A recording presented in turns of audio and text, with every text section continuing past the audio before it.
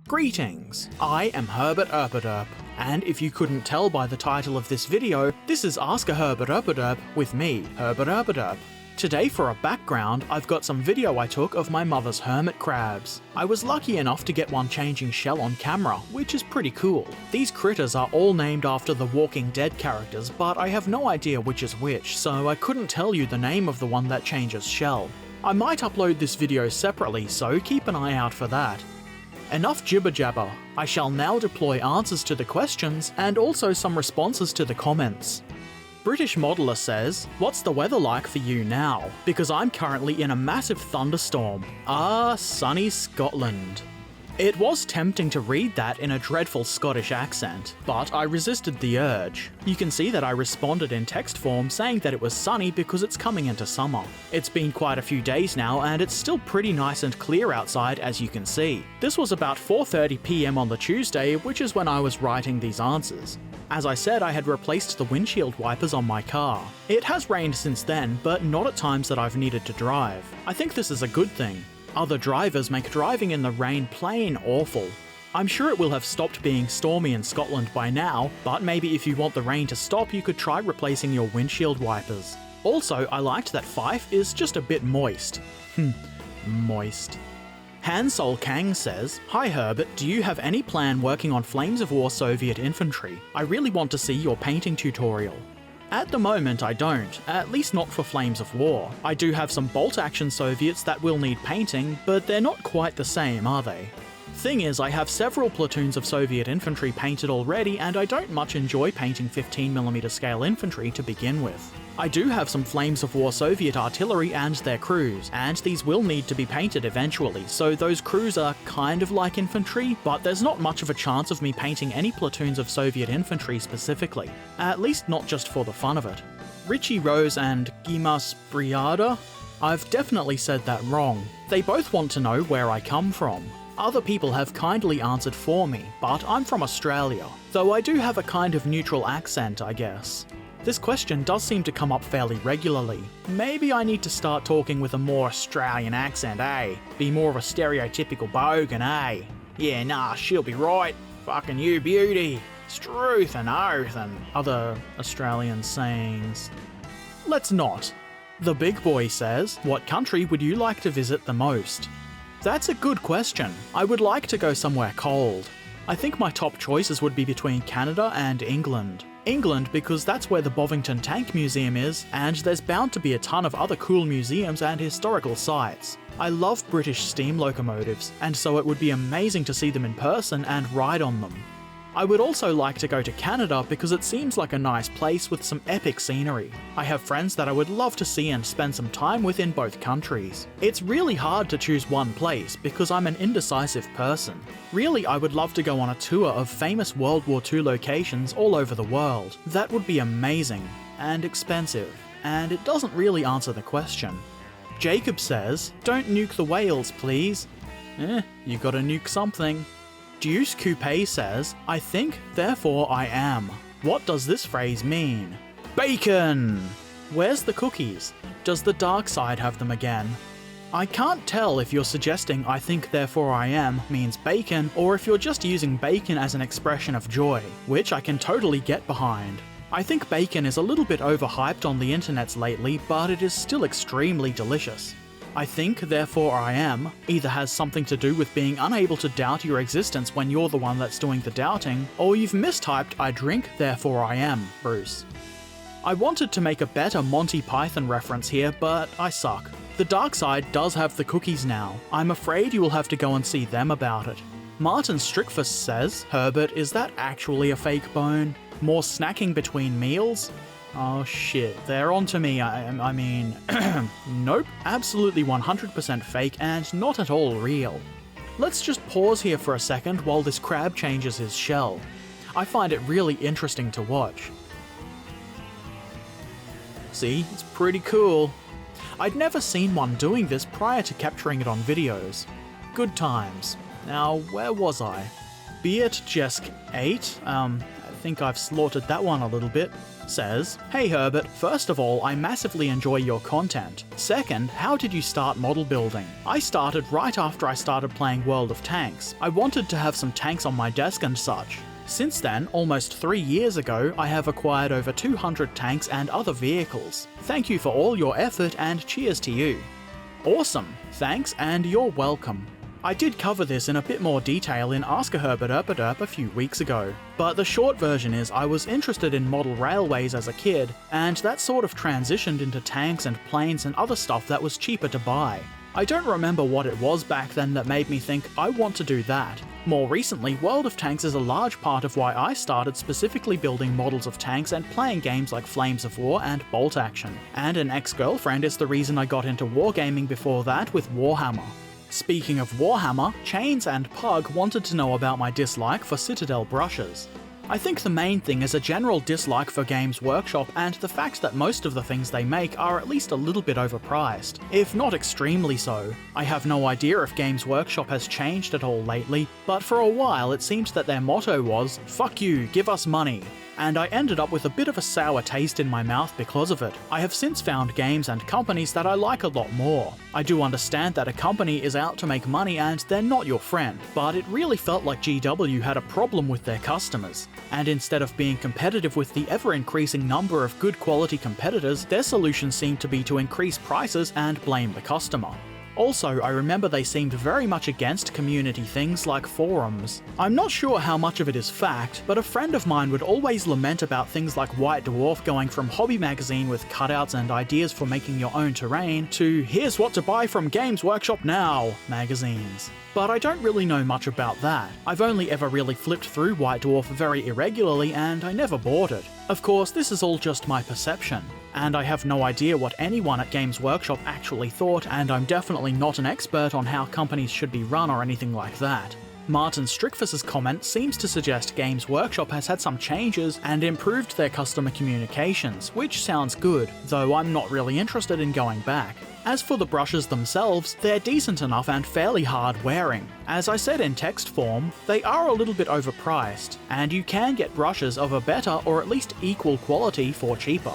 I'm personally not very picky with brushes, but I don't really like to pay more for them than I have to.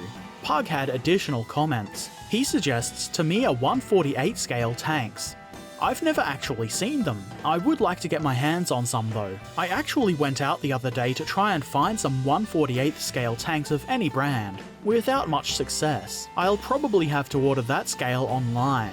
I did however find some Zvezda 1/100th scale tanks, and you'll see videos about those eventually. I have asked my patrons to choose which of those they would like to see me build first. Pug also asks, have you ever heard of liquid green stuff? I have, and I've tried it before. As I said just before about Games Workshop products, it's a bit overpriced, but it's not really a bad product. I found it shrank a little bit after being applied, which wasn't a huge issue for me at the time, though it did mean I had to apply a second layer. The main reason I didn't use it was because I found it a little bit annoying to have to scoop it out of the tub, and either brush it on or add it with a toothpick or something. I think I would have liked it better if it came in a tube or something like that. In the end though, I found regular green stuff easier to control. You could certainly try it to add texture to things, though it might not be cost effective. Because of the shrinking, I don't think it would work especially well for casting using molds and such, if that's what you meant, though I would be happy to be proven wrong. JK wants to know what my fish is named. This angry little fish is General Martok. He's named after my favourite Klingon, General Martok, obviously. He's a fighting fish, so I had to name him after something that likes fighting, like a Klingon. Fortunately for him, he still has both eyes, unlike the General Martok on Star Trek. Top Bunk Productions says, do you or have you considered playing Bolt Action solo? It may sound silly, but it can be done, and what I tend to do is root for either side. Also, great video as always. It's nice to look at the beautiful woods of Australia. I hope you didn't get ferociously bitten by any bugs though. In Australia, the woods are known as the bush. Actually, I don't know if that's entirely true. We might have woods also. I didn't get bitten by any bugs. I'm way too scary for bugs to even dare to attempt eating me. Up until now, I hadn't really given much thought to playing bolt action by myself, but it does seem like it could be fun, and the more I think about it, the better an idea it seems. I could take my time and get some interesting shots of the models and of the game being played without having to consider an opponent who might not want to sit around while I get my video. I could have some fun with the editing and create an entertaining narrative. It's not really something I think I could crank out really quickly or anything like that, but I feel like I could make something entertaining, and I will be getting started with it sometime soon. I'll make it a random video, so it won't take the place of a Monday video or an Ask a Herbert Erpaderp or anything like that. I think this is going to be fun, so thanks for suggesting it. Some dude says, do you think you will ever get a model ship? Every time I walk into a hobby shop, I am somewhat tempted. I was a bit put off by the Airfix Bismarck kit I tried to build a few years ago. It was awful, but I think if I were to spend a little bit more money on a ship, I would get something good. One day I will buy a model ship, though there certainly are a lot to choose from. If anyone has any recommendations for a good model ship kit, let me know in the comments below. That's a ship kit, not a shit kit. None of your business says, is it possible to just paint the base color with brushes, or do I need to invest in an airbrush? You can see I did respond in text form here, but I feel like it was worth mentioning here too. You can definitely apply base coats with a brush, just make sure you thin your paint enough and brush it right on. Airbrushes are great, and if you can afford one, I would definitely suggest getting one. It's a good investment, but in the end they are just a tool and definitely not one you absolutely must have, and they certainly won't magically make you a better painter at all. Using a brush, you can do just about anything an airbrush can do. The airbrush in most cases just makes it quicker and easier. Of course, there's a bit more setup and cleaning required, but I think that's a small price to pay. The large price being the cost of the compressor and airbrush itself. I do find it kind of annoying when people seem to think you need an airbrush to be a good painter. That's simply not true. Some people do amazing work with brushes only. That said, I love my airbrush. If I had to prime by hand, I would find it harder to even get started painting at all. Maybe that's just a problem with me. It really does make things go so much quicker.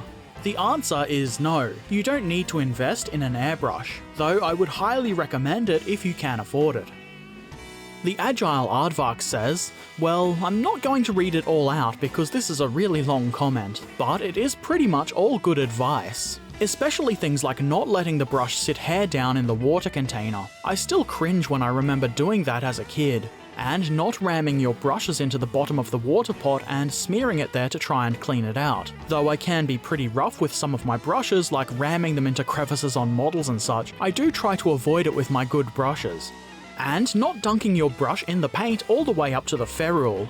Not really sure if that's the correct pronunciation, but it's what I said. I have been guilty of doing that one from time to time, and occasionally thin paint will just wick up there by itself, which is probably not quite as bad, but still something to try and avoid. It's a great idea to use separate brushes for different kinds of paint. I would like to add that it's a good idea to mark which brushes are intended for different paints. For example, I wrap a piece of pink tape around the handle of my brushes I use for my enamel weathering stuff. I have occasionally thought about getting brush soaps for a long time, but I never have. I guess I just never considered it to be that important. I've never really had any issues with my brushes that I thought could be resolved with soap, so I never bothered getting any. I have been using some of my brushes for a very long time and they're still working fine, though I do try to keep them clean anyway, just without soap.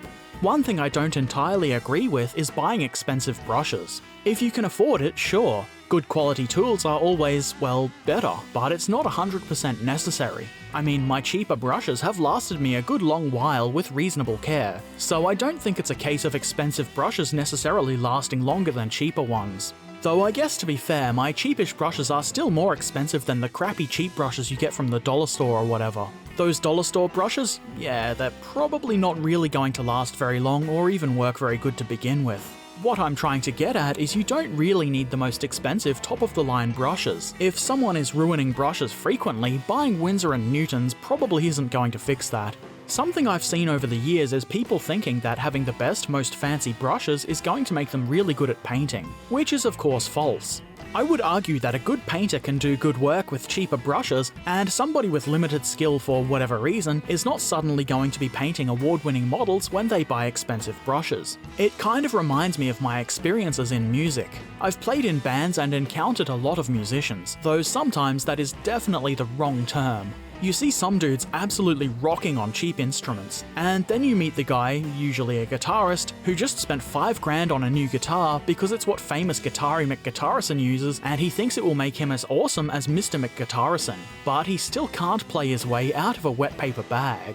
The point I'm trying to make is that painting, in my opinion, is something that takes effort, practice, and a lot of patience to be good at, and while fancy paintbrushes are really nice to have, they're not essential.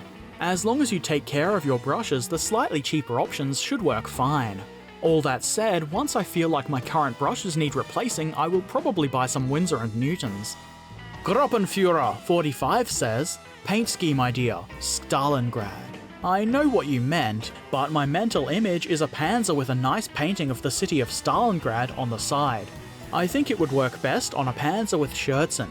I am easily amused. On my Rubicon Katyusha video, it seems I'm not the only one that would have preferred a Gaz truck. Is it Gaz or GAZ? I think Gaz sounds slightly funnier. I would imagine their main reason for making this the Studebaker version is for practicality and reducing the number of different sprues they would have to make. The Studebaker truck does come as its own kit for hauling infantry and goods around, and I believe the Deuce and a Half uses almost all the same parts, and it just has a different cab. I assume they didn't just make a Gaz cab like with the Deuce and a Half, because the frame of the truck is different and it would be kind of half-assed to do that.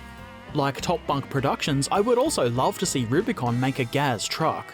I suspect if they do make a Gaz truck, we will see it offered with the Katyusha launcher along with some regular truck versions, which would of course be awesome. I totally agree with Boar Harms. Just thinking of having to straighten all those rocket launcher rails in either resin or metal hurts my brain. Cooper Hamlin says, it needs more Jeep and less truck. A Katyusha mounted on a Jeep. That would be ridiculous. What a good idea. Here is my artist's rendition. I do believe that Rubicon have a Jeep in the works, or at least I remember reading something about it on their forums, so maybe one day a conversion will be possible using Rubicon parts. I do hope I'm not imagining seeing those Jeeps because I would really like a few. On last week's Herbert Erpaderp's quick tips video in which I demonstrated the thinning of paint, Jeremy Davey says, "Thank you, very helpful for a cane toad." I have no idea why you're calling me a cane toad. I'm not that ugly.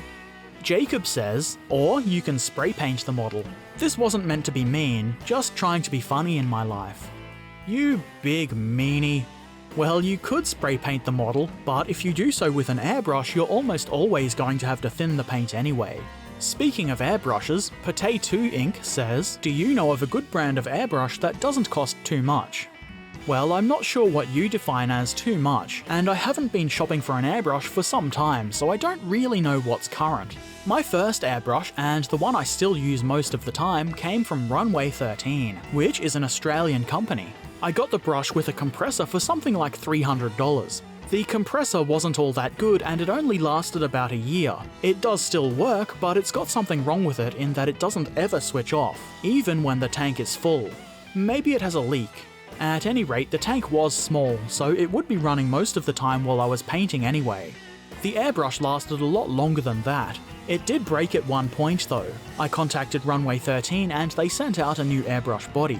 To be fair, it had seen some pretty rough use. Other than that, it's still going quite strong, and I like using it more than my Iwata, which is still a really nice airbrush, but I only use it when I want to paint really fine lines. I would definitely suggest at least checking out Runway 13. Their prices are probably fairly different by now, but I'm sure they will have some reasonable deals on both airbrushes by themselves or in a combo with a compressor. I've only ever had 2 airbrushes, so I don't really have much of a basis for comparing all of the various brands that are out there. I would suggest you take to Google and do a little bit of research. Something I would recommend against, though, is buying the really cheap ones that you'll probably find on eBay. I've not bought one myself, but I know a few people who have, and none of them have anything good to say about the experience.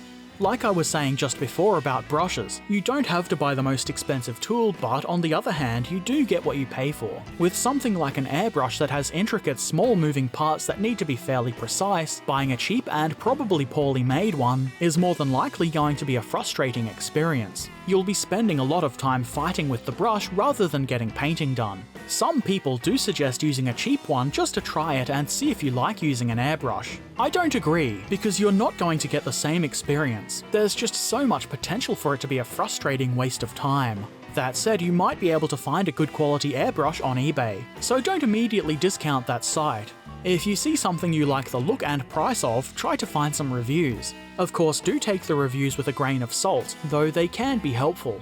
On Monday's video on the Airfix 176 scale King Tiger, the Agile Aardvark mentions he was surprised by the kit, though, like me, a little bit disappointed with the rubber band tracks. He also says, by the way, if you want to build an outstandingly excellent tank kit in 1/72nd scale, try to find one from the Chinese manufacturer Flyhawk. They have only a few Panzer 1 and 2 plus some rare French tanks right now, but more are said to be coming soon. Hardly anyone knows the manufacturer, but their kits are great, maybe the best I've seen, in this scale at least. You notice it the moment you open the box. It's joy in cardboard. Oh, and first. Haha, always wanted to do this lame thing.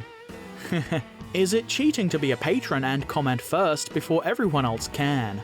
I am always kind of amused by how much some people seem to enjoy commenting first. Also, I checked out those Flyhawk kits. Describing them as joy in cardboard makes them sound delightful, and they do look to be pretty nice. Definitely going to have to pick some of those up at some point. Probably the Panzer 2. Looks like a great kit, and the prices I saw were reasonable, under $30. Keep an eye out for that build one day. Probably not too soon, of course. I haven't even ordered the kit yet. Boar Harms spotted my error in titling the video. I'd put 1/72nd scale in the title rather than 1/76th. He also says this Airfix King Tiger paints up quite well, which I'm glad to hear. Being the sneaky crafty fellow that I am, I did change the title of the video. Thanks for pointing that out though, I probably never would have spotted it. He also mentions that the more recent Airfix kits are generally pretty good. In a comment, I lamented the difficulty in knowing which of Airfix kits are newer while impulse buying, which is usually the way I end up buying kits from the likes of Airfix. The Agile Aardvark responded saying that there is a way to know the history of kits and their retoolings and repackaging and things like that. The site is scalemates.com. This looks to be quite useful, especially if you're planning to buy a specific kit or if you're looking for a model of a certain tank and you want to find the best one you can, or the newest tooling or what have you.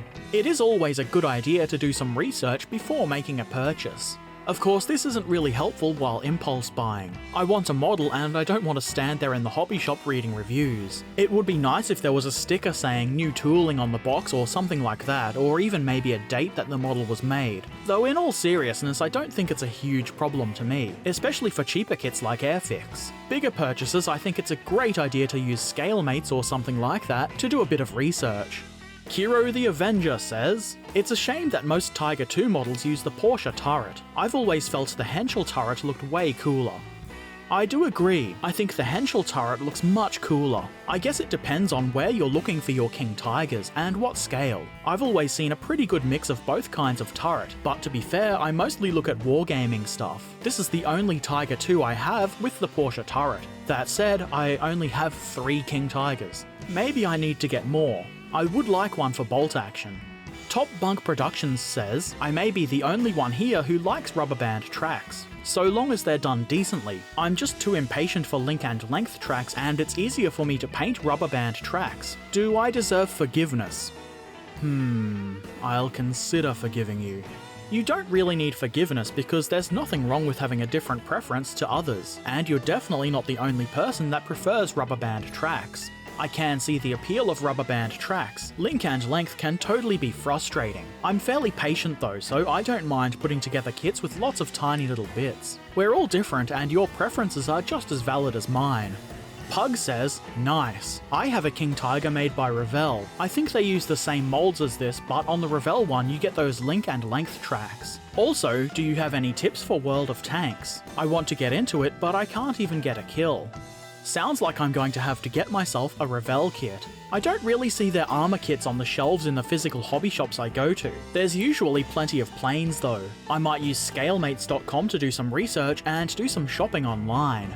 As for World of Tanks, I'm probably the last person to be asking for advice there. I'm bad at World of Tanks, and I've not played for a really long time, so I don't know if much has changed, and it's been even longer than that since I've spent any significant time playing lower tiers like 1 and 2. I will try to give you some advice though. Okay, so what you want to do is shoot your gun at the enemy and don't allow them to shoot at you. I'm so funny.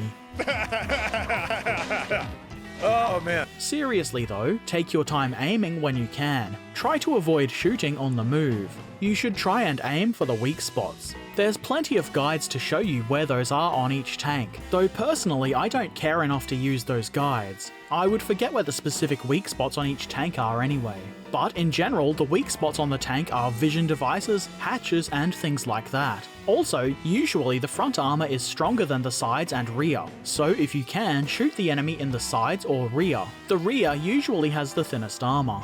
You want your shell to strike the enemy's armor as flat and straight on as possible. You don't want it to hit at an angle and bounce off. Make sure you're not shooting high explosive ammo at everything. High explosive does sound cooler to be lobbing around, but you want armor piercing to penetrate the enemy armor and hurt them. High explosive will do better damage to open-topped vehicles, or smaller amounts of damage to things your AP ammo just can't penetrate. Also, people seem to get really serious about kills, but they're not as important as causing damage is. For example, you'll get better XP if you do 1000 damage than if you've got 5 kills where you've done 10 damage to those 5 tanks to kill them, after the rest of your team has caused most of the damage. Of course, getting as many kills as you can and doing a ton of damage is obviously better. My best advice for World of Tanks is to not take it too seriously. It's only game! Don't be one of those shitters that rages at their team for being crap.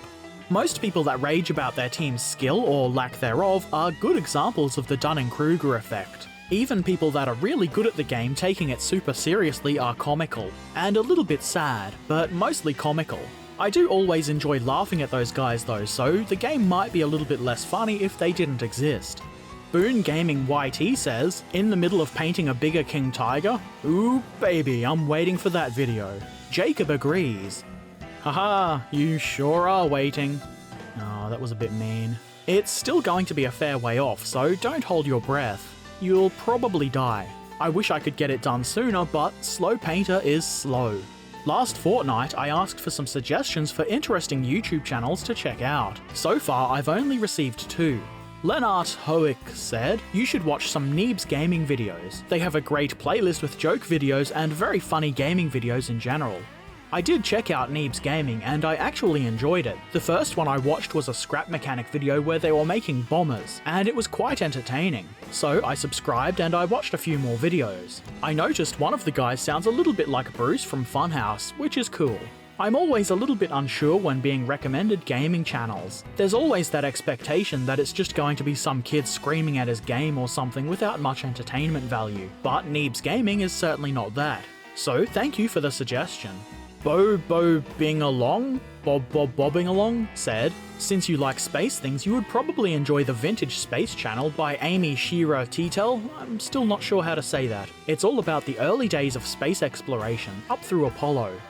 I really enjoyed this channel too. The videos are well made, not too long, and about interesting space stuff. Amy is a good and engaging presenter. I would happily recommend this channel to others with an interest in space. It's obviously not going to satisfy those that want hours-long super in-depth documentaries, but these videos are great for someone like me that prefers shorter videos. So thank you for your recommendation also. I will link both of these channels in the description below for anyone else that wants to check them out too. And of course, if you know of any other good YouTube channels, let me know in the comments too. And the final comment is from the Agile Aardvark, who says, "Oh my god, I'm really famous now." Just became a patron. Reason being, Herbert's continued awesomeness. Keep up the good work. Some of you folks should support him too. Well, unless you're sustaining your basic vital functions with only this $1 a month, then buy your Soylent Green nutrient paste and live. Greetings from Germany. Unsurprisingly, I completely agree. So the response to this comment is also a shout out for the Agile Aardvark, who is my most recent patron. Thank you for your support, I really appreciate it. This, by the way, is how he cheated and commented first on the Airfix King Tiger video. If you want to see my videos a bit earlier than everyone else, and also be super cool, then head over to patreon.com/Herbert Erpaderp and help support the channel. For as low as $1 per month, you can see the videos early as well as some small bits of patron-only bonus content. My moderately amusing outtakes video for October will be up in the next few days. To get there, you can click the Patreon logo on screen now, in the card that should be in the upper right corner, or the link in the description. If Patreon isn't your thing, that's okay. I hope you enjoy my videos anyway. If you've not done so already, I would highly recommend subscribing. It's free and you get to be awesome. If you have any comments, questions or suggestions, leave them in the comments below. If you liked this video, give it a bit of a thumbs up. If you thought it was dumb and I need to shut up, click the thumbs down button. I probably won't shut up, but you can still do that if you want. Though for now, I will shut up. I'm starting to lose my voice. But I shall return soon, so until then, happy modelling and thanks for watching. Farewell.